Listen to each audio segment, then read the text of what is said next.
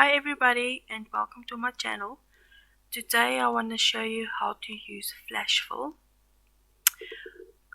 Here you will see I have data which I want to split up into 4 columns. I just want it to be more organized and also so that I can use the information and apply easier and also apply formatting and formulas to it. So I've already inserted my data here. So now I want to split it up. The first thing that I'm going to do, the first line I'm going to do manually. I'm going to just type what I want in each column. I'm going to repeat exactly how it is in that column.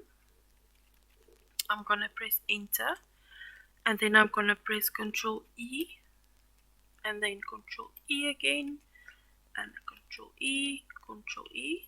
So now you'll see all the information.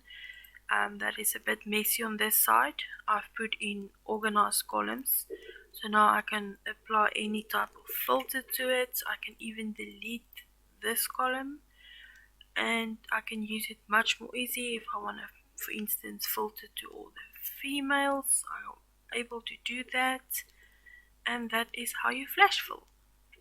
Thank you for watching my channel. Please subscribe, I would really appreciate that, and stay safe.